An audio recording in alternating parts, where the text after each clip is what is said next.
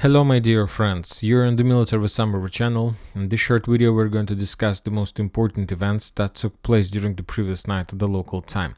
We have lots of interesting updates from Donetsk direction. First we're going to talk about Bahmut, Artyomovsk area. The Russians published the photos of new defense belt that currently they're building on the east from the cities like Avdiivka, Kurdyumovka, Zaryanovka, Klishchevka. The new defense belt, the main purpose of new defense belt is to replace the railway tracks that currently are the main defense belt in this area that Ukrainians try to storm. Of course, if the Ukrainians are able to penetrate and to cross the railways, then they will be able to continue their offensive operation and to reduce the risk. The Russians took a decision to create a new defense belt between the railways and the mainland, let's call it like this. So obviously, according to information we have, this is the line, this is the area that the Russians are trying to prepare before possible next Ukrainian offensive operation. Ukrainians understand the risk. Ukrainians understand that if the Russians continue build these defense belts one by one, of course they will never get the border of Ukraine, the ex-border of Ukraine. So that's why they started attacking and hunting and bombing the Russian engineering equipment, the Russian engineers, the Russian workers who currently try to create this defense belt, using of course FPV drones, because this is a very important question. Because if the Russians are able to create more and more defense belt, of course all the Ukrainians' achievements and results during the previous days of special military operation will be reduced till zero, because always it's very difficult always to start from the beginning. It's always difficult to have such a heavy losses, and the Ukrainians probably wanted to take one defense belt and like to make some penetration and collapse, but we see that currently there are no chances for the Ukrainians. They will have to start all the time from the beginning. Now we're moving to the northern direction, to the area of the city by the name of Spornoe, the village. The Russians also activated in this direction. This is not the first video from this area. During the previous week, the Russians were pretty focused on this direction. They were attacking the Ukrainian forces, Ukrainian shelters and positions with different types of weapons, including just regular artillery rounds. Also, the Russians were attacking this territory using FPV drones. So the focus currently is very heavy. Furthermore, if we increase the number of updates, we're gonna see that the Russians are active not just, let's say, in the eastern part of Spornoe. Also, the Russians are very active on the southern part of Spornoe. We got at least few geolocated videos of FPV drone strikes against the Ukrainian edge checkpoints on this direction, and so basically we can say that the Russians are trying to prepare to attack roads in direction of the city. It's a very small local operation. Obviously, it's not the battle for Novomykhailovka or Avdiivka, but just based on the geolocations we got, the Russians are trying to prepare the first road to attack from the south, and the second road the Russians are trying to prepare from the north. So, and as soon as they're able to suppress and to reduce the Ukrainians shelters and their Ukrainian positions on these two directions, they will probably make an attempt to launch an offensive operation. Now we're moving further, and we're going to Avdiivka direction. During the previous night we got a lot of updates from this area, and the most important ones are coming from Avdiivka itself. We don't have any geolocated videos. The only thing we have is how people were making video at night during this night from their apartments and so on. And according to the author of this video, starting at 5 a.m. the local time, the Russians started bombing and attacking Avdiivka area with all types of weapons they have, with aviation, with howitzers, with multi-launch rocket systems, with tanks, with mortars. The Russian sources are saying that entire Avdiivka is covered with fog of fire and the fog of chemical plant, of explosions in chemical plant that located on the north. Furthermore, the sources are saying that the attacks and strikes against the city Avdiivka is so heavy, so there is a small earthquake in the buildings that located around this area. So something very big is about to start. This is the heaviest artillery preparation ever. So maybe the Russians will try to attack or will try to encircle Avdiivka, and currently the situation is the same as we saw in Vuhledar on November, December and January of 2022-2023. Furthermore, I'll remind you that Avdiivka, according to some rumors, is the area where the Russians have redeployed Wagner forces in Wagner Group. Furthermore, the Russians published few videos of attacks against the Ukrainian positions on the west of Avdiivka, on the south of Tonninka, another FPV drone strike against the Ukrainian positions. And I'll remind you that if we increase the number of updates since the beginning of October, we're going to see some focus of Russian activity exactly on the western part of Avdiivka. So this is the area of the Russian main focus of artillery strikes, of FPV and drone strikes, and this configuration tell us that probably the Russians have some plans to penetrate the Ukrainian defense belt and to encircle Avdiivka, moving from the west of the city to the north in direction of Orlovka. Furthermore, we got a lot of updates from the northern part of Avdiivka. The Russians published the video of FPV drone strikes. There are a few important things about the Ukrainians, and currently the Ukrainians are not using the armored vehicles at all. The Ukrainians, if they want to redeploy forces to supply them, try to use the light vehicles, and all of these light vehicles is under very heavy fire. Not just in Avdiivka area, also we got a lot of videos of the same type in Zaporozhye and Vremivka tactical bridgehead. So we're gonna expect, I believe we're gonna receive more updates about Avdiivka for today, so let's wait. When talking about Novomykhailovka for the previous night, we haven't received nothing from this area, so I believe that the clashes still continue. There was one video of Lmur missile attack against some positions in the city.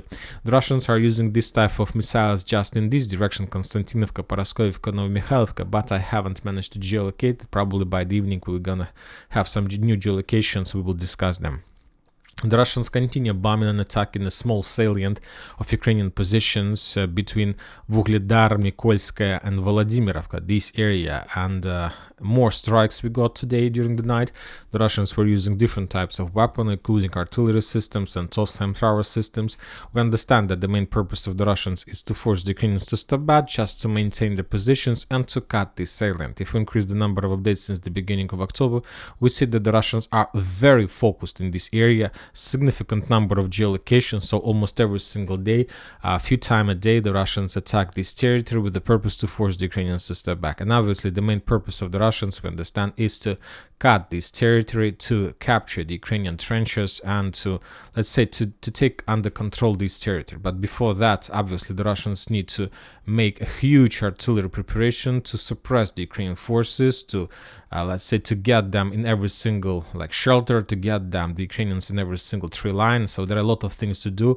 Furthermore, the Ukrainians still have possibilities to send some reinforcements and reserves from the coal mine in Vadiana, using just another northern tree line to make daily rotations without problems to supply force and so on, and to slow down and to at least to somehow to suppress the Ukrainian forces, not to allow them to make this rotation. The Russians also attacked this coal mine recently, and so using also different types of weapons. So this is the situation in Vuhledar, just a small operational local battle for this small salient with the purpose to force the Ukrainians to step back and to maintain the positions.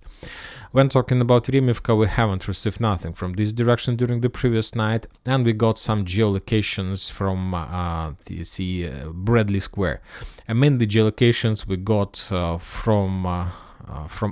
from the Russian side, the usage of FPV drone strikes against the Ukrainian positions. So the important thing that we need to mention is that currently on this direction we see that another FPV drone squad was redeployed. It's like FPV drone squad operators squad Klion, something new. We have Sudoplatov, we have Babry, we have different types, but this is the first appearance of new battalion FPV drones, and I believe that currently they're going to have some experience, getting some experience in this direction, trying to bomb and attack the Ukrainian forces. So as you can see, the number of FPV drone operators is increasing every single day, and that means that the Russians are getting more and more experience in this type of warfare. And if the situation is going to continue to develop the same way, obviously the end of this war, and let's say if the Russians will start storming someday the Kharkiv or Kiev, probably the Russians will storm these cities with FPV drones, not with infantry. Furthermore, the sources are saying that they will have something like a new statistic regarding the usage of FPV drones. For example, in August, the Russians had at least 261 geolocated cases of usage of FPV drones. In September, we have 552, so twice more during 1 September. And for example, for 10 days of October, we have even less. For 9 days of October, let's say on the morning of the 10th of October, we have 169 cases. So that means that there are very high chances that by the end of these months, the Russians will get the results of 1,000 FPV drone strikes per month. And this is significant numbers, and I'm not very sure whether any army in the world are able to stand against such a heavy pressure from the FPV drones. So the Russians continue bombing the Ukrainian positions in Verbovo, in trenches all over this territory. There are no clashes. The Ukrainians, even probably currently, are not trying even to dig in deeper. Interesting video we got from the northern flank of Verbovo. The Ukrainians made artillery strikes against the Russian positions. This area used to be in the gray zone at least a week ago, or at least even 2 weeks ago, but now we see that the Russians currently feel themselves pretty comfortable, pretty safe, as after they managed to completely collapse the Ukrainian offensive in this direction. And probably the Russians started maintaining the gray zone, getting as close as possible to the Ukrainian positions, with the purpose maybe to cut this Bradley Square salient or something like this. So according to this video, the Russians managed to return back some positions on this tree line, and currently they're trying to dig in deeper to secure the area, and after that obviously they will continue their offensive operation further to the next tree line and trying to maintain the Ukrainian positions, the Ukrainian northern positions, and trying to create another cauldron or another to reduce the Ukrainians roads to support their positions and forces between Robotyne, Verbovo and Acheretovata. So this is the current situation on this direction. So the Russians are counterattacking. We haven't received nothing of geolocations from Kherson direction, and during the previous night the Russians made a lot of missile strikes against the Ukrainian positions in Odessa. There were a lot of heavy explosions. There were attempts from the Ukrainian side to shut down the Russian Gerans and the Russian drones and the Russian missiles, but as you can see, this is like an example of work of Ukrainian air defense. The missile was launched, then the missile almost fell down. So obviously the Ukrainians do have a lot of problems with their air defense, with the old missiles, and basically they can't do anything with this. The Russians are saying that they managed to attack and destroy the positions of 35th Marine Brigade in this area, at least their main base, their main training center. And currently we don't have any information regarding the losses and the results, but anyway, that was the strike about possibly against the training centers and learning centers where the Ukrainians get some experience of marine brigades, how to cross Dnieper River before probable and possible operation on Dnieper River. Who knows? And furthermore, the Russians probably took a decision to increase the number of strikes against the Ukrainian positions in the south. And according to information we have, they have redeployed significant number of aircrafts from the northern direction, from Murmansk, from let's say Norway and Finland direction to Crimea. Lots of aircrafts, up to 24 units. Mainly, the most important redeployment is about MiG-31 BM. This is very powerful aircraft, destroyer we can say, and the main purpose of this destroyer is to discover and destroy Su-24 with Storm Shadows that Ukrainians use against Crimea. So they are very effective. This type of aircraft, MiG-31, is very effective against the Storm Shadow carriers of Ukraine. So this is probably the reason why they were redeployed in this direction. Don't forget that during the previous weeks the Russians managed to suppress significantly the Ukrainian air defense in the south, so probably they don't feel and see any risk to use aviation massively. And that's it for this short video. Military Summary channel reminds you to condemn any violence in the world. Thank you for watching. Subscribe to my channel, put your likes, join my Patreon, and have a good day. Bye bye.